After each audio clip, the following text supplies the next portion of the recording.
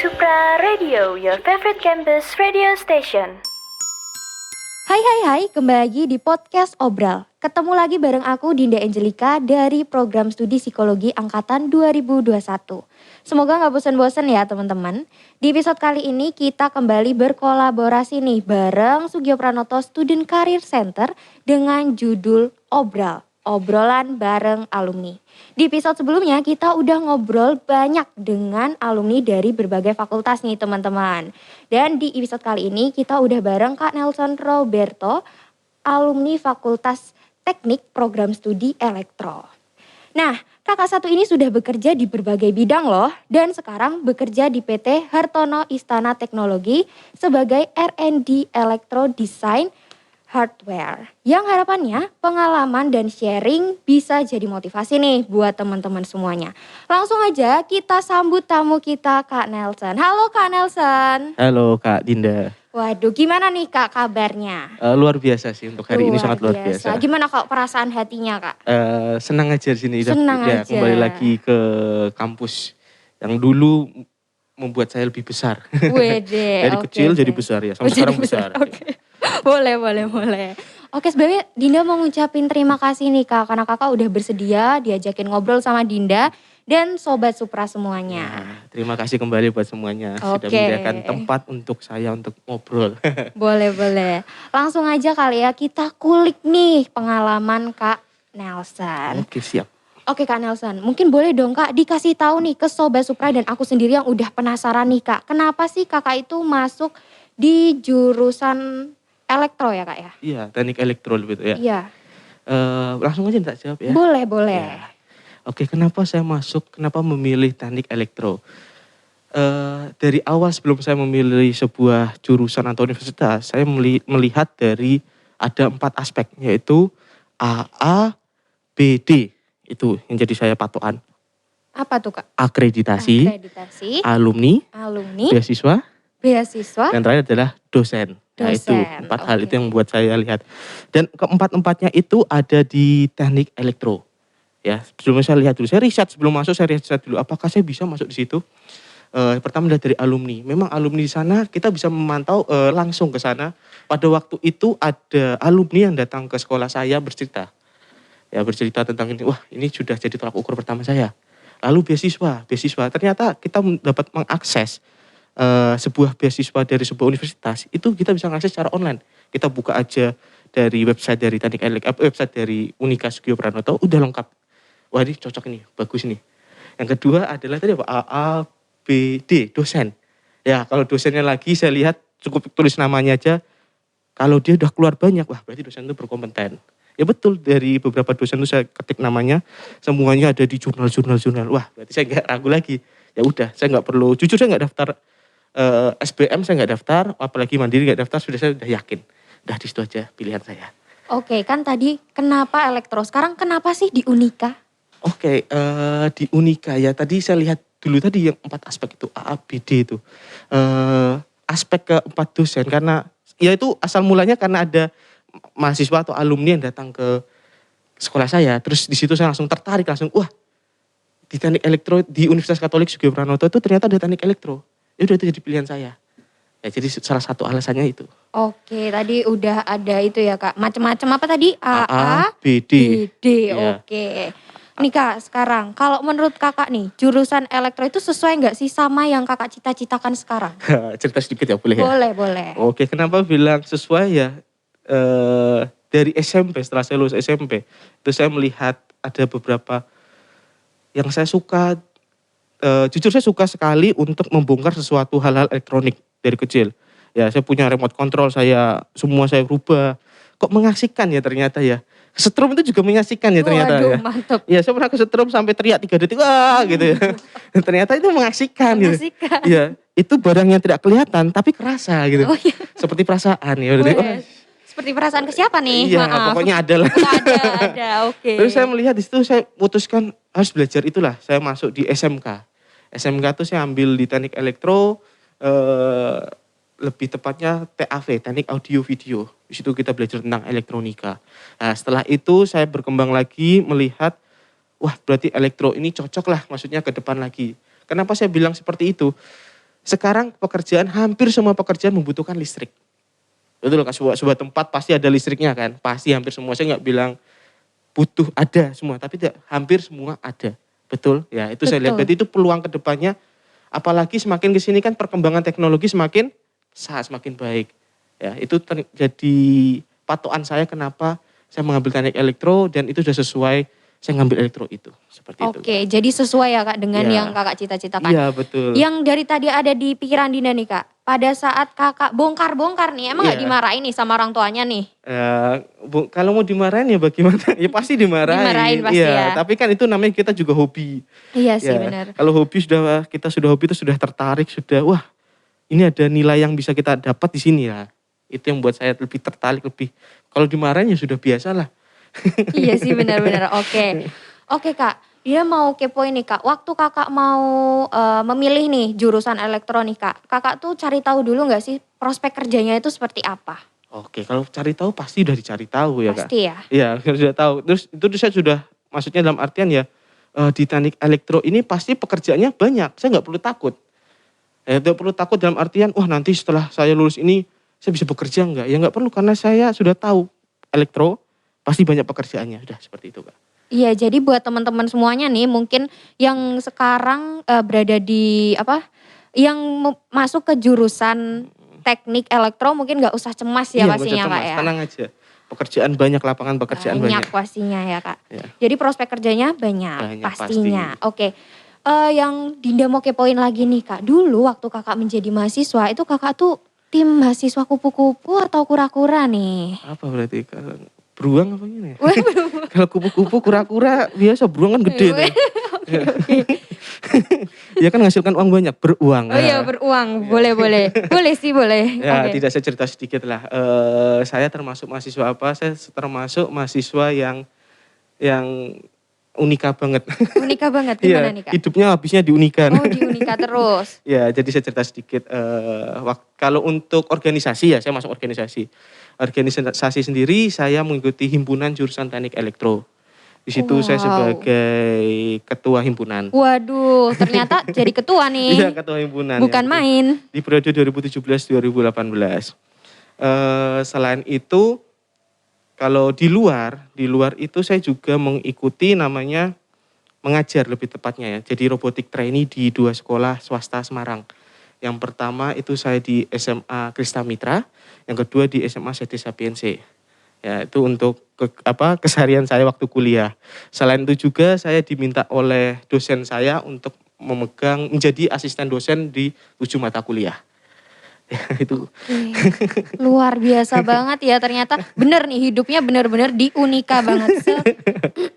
Ya seperti itu Kak. Oke, secinta itu ya sama Unika ya, jadi hidupnya di Unika banget. Paling malam saya pulang dari Unika itu jam 1:30. Itu bukan malam, itu pagi. Oh, mohon pagi maaf. Ya? Iya, mohon maaf itu karena pagi kita ya, dapat project, ya kita hampir satu angkatan di situ. Kita mengerjakan project karena kita tahu project ini harus selesai. Kita bagi tugas di situ. Ada yang sampai malam, terus kita, ya udah nggak apa-apa, kita sampai 1:30. Yang penting project selesai, seperti itu. Ya makanya saya bilang ini unika banget. Unika banget, iya benar Sampai sapam udah ngerti, wah orang ini lagi. Sampai unika banget ya Kak. Dulu punya pacar nggak Kak? Ya punya, satu angkatan juga. Oh satu kelas. Itu. Ketemu nggak Kak? Kan saking sibuknya tuh, bisa pacaran nggak ya? Ya itu sambil ngerjain, sambil nyolder. Oh aduh, bisa boleh. Wow. Oke Kak, kita lanjut ya Kak. Aku mau tanya nih Kak, tentang ketakutan mahasiswa nih Kak. Pasti kan banyak banget mahasiswa nih, gimana lagi mahasiswa baru yang baru masuk nih. Pasti memiliki ketakutan nih Kak. Takut nanti kalau semisalnya udah lulus, udah terjun ke dunia kerja, itu seperti apa? Maksudnya kesulitan dalam mencari kerjaan gitu Kak. Ya oke. Takut sebenarnya nggak perlu takut sih. Ini saya ceritakan sedikit bagaimana setelah saya lulus, terus bagaimana saya bekerja. Enaknya di teknik elektro, ini saya jujur aja cerita ke teman-teman semua. Setelah kita lulus, bahkan sebelum kita wisuda ya, itu dari perusahaan menelpon kita. Ini jujur, cerita jujur saya ya. Dan ada beberapa teman-teman saya juga seperti itu. Jadi ditelepon dari HR-nya. Halo, ini dengan Bapak ini atau Ibu ini bisa mau nggak bergabung dengan perusahaan kami? Wow, langsung ditelepon itu, betul. Banget. Jadi kita nggak perlu maksudnya takut, asalkan apa? Kita ya pasti ya kita harus belajar ya, harus yakin kita harus bekerja itu kita harus tahu sendiri.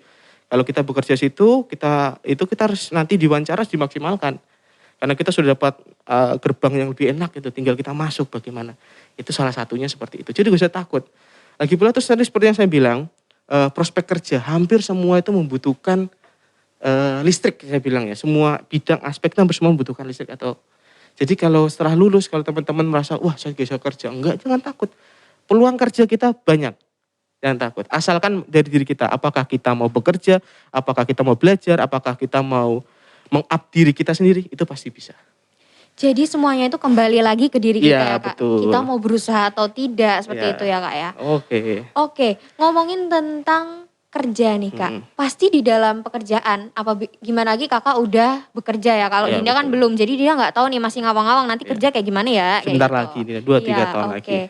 Nah, pekerjaan itu pasti ada nih Kak, suka dukanya. Gimana Kak? Pada saat Kakak bekerja tuh suka dukanya apa sih Kak? Sukanya gajian. Gajian, bener sih, boleh. Bener.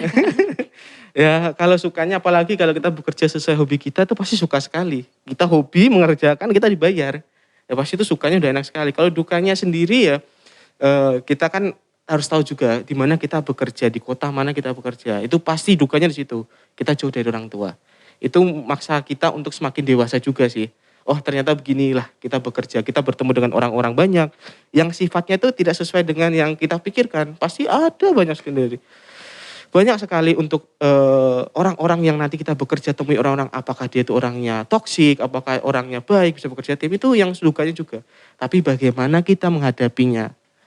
Hal-hal seperti itu pun kalau saya rasa di di Unika ya lebih tepatnya, itu sudah diajarkan dari awal. Ada beberapa pelatihan-pelatihan yang bagaimana kita bekerja secara tim, bagaimana kita bertemu dengan orang lain. Lah, jadi waktu kita bekerja besok, saya tidak kaget jujur. Karena itu sudah pernah diajarkan bagaimana menghadapi orang-orang baru. Bagaimana kita bekerja secara tim, bagaimana kita menyatukan kepala, banyak pikiran. Nah, itu sudah ada semua. Jadi waktu masuk situ pun bukan hal yang, waduh, langsung kena mental saya, enggak. Sudah pernah diajarin. Jadi saya ya sudah hal yang biasa, udah tahu taktik cara untuk mengatasinya. Seperti itu Kak Dinda. Oke, jadi sangat bermanfaat ya Kak. Karena tadi Kakak udah jadi anak Unika banget nih. Iya, jadi anak Unika udah biasa. Jadi manfaatnya luar biasa banget. Gimana lagi pas terjun ke dunia pekerjaan. Harus bertemu dengan banyak orang, harus bertemu dengan orang-orang yang memiliki pikiran berbeda. Iya, pikiran berbeda. Iya, jadi akhirnya bisa nih. Iya, gak kaget gitu kita masuk situ. Iya, gak kaget pastinya. Kalau dulu waktu bekerja pernah ngalamin kayak sedih gitu gak Kak? Kayak overthinking kayak gitu-gitu?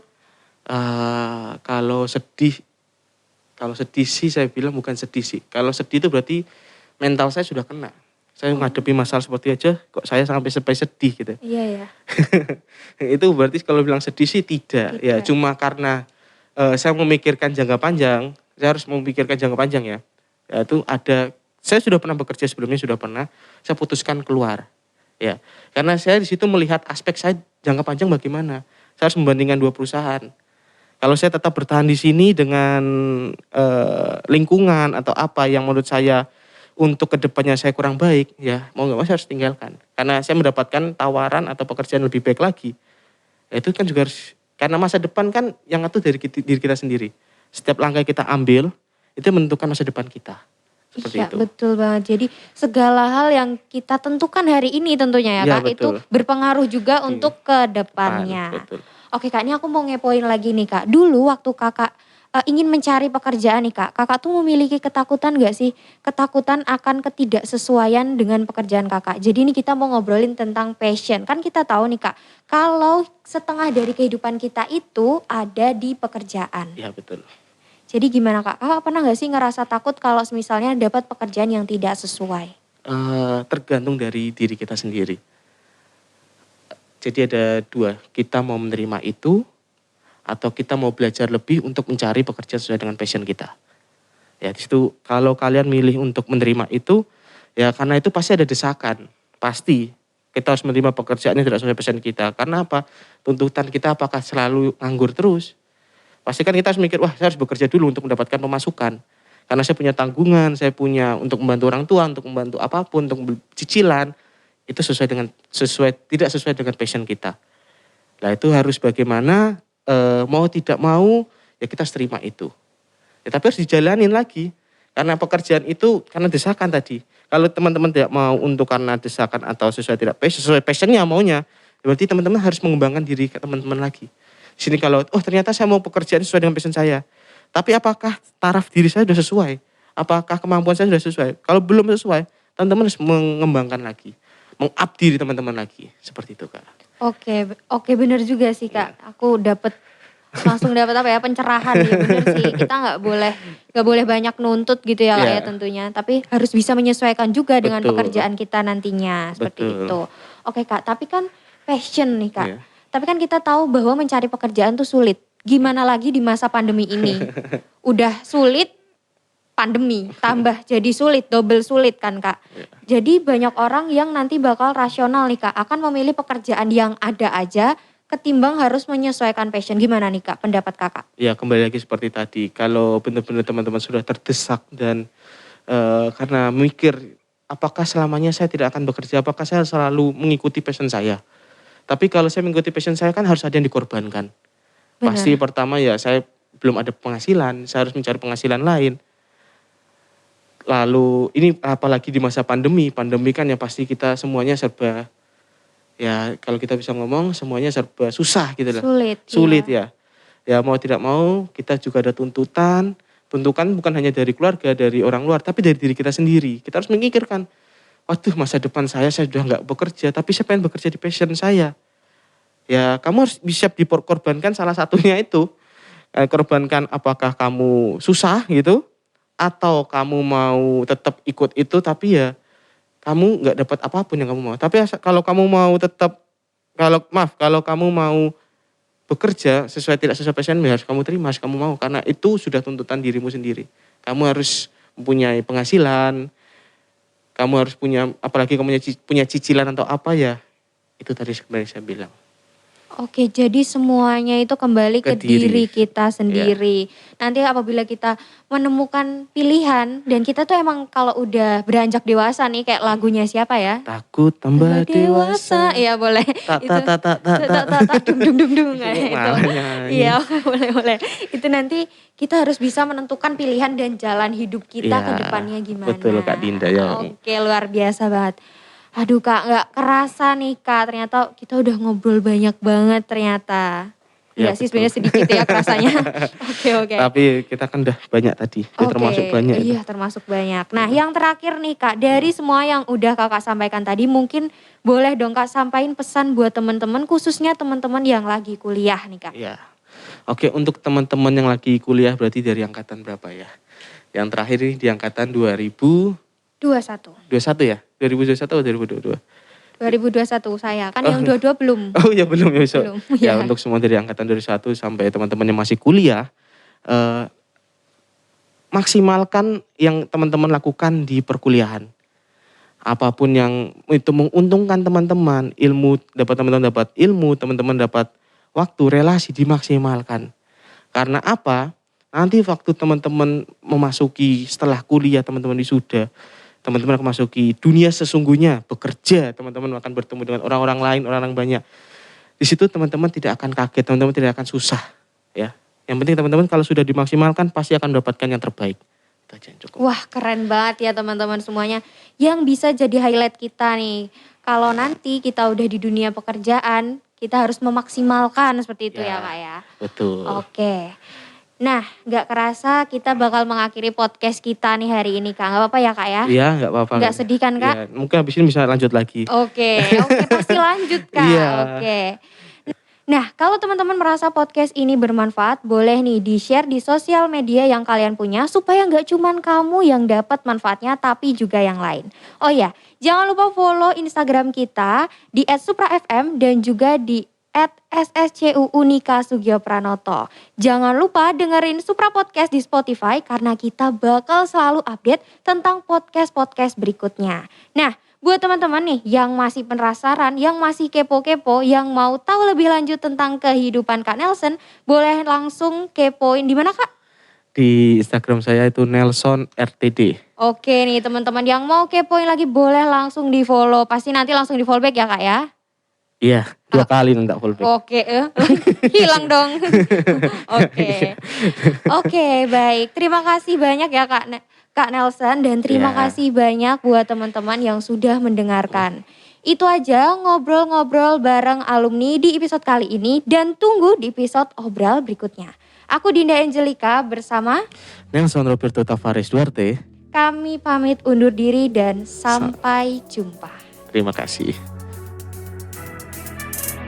Terima kasih telah mendengarkan Supra Podcast. Pantau terus konten menarik kami melalui Twitter di @suprafm_, Instagram @suprafm, dan kanal YouTube Supra TV. Dengarkan terus podcast kami di Spotify. Terima kasih.